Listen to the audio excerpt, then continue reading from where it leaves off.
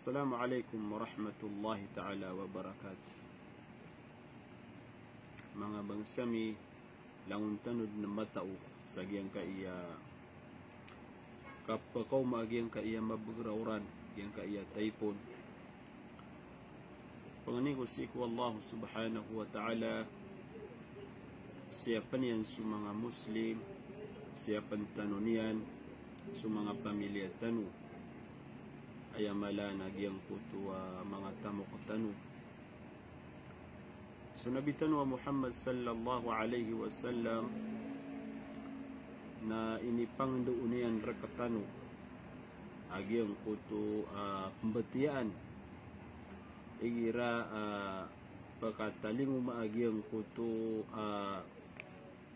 mabagrawran gyang kutu taipon dinian diteruna gyang kutu Allahumma sayyiban nafi'an Allahumma sayyiban hani'an Allahumma la taqtulna bighadabika wa la tuhlikna bi'adabik wa'afina qabla dhalik Allahumma inni as'aluka khairaha wa khaira ma fiha wa khaira ma ursilta bih wa a'udhu bika min syarriha wa syarri ma fiha wa syarri ma ursilta bih.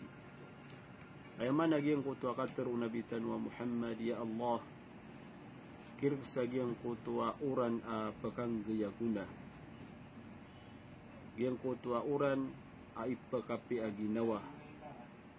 Ya Allah, di kaming ka munua sa gyang kutu udi nang gulalan sa gyang kutua raragit ka nagudi kaming kam pinasaa gulalan sa gyang kutu kasiksaan ka nagu maapi kaming ka sa gyang kutu ada penutukang gulawla.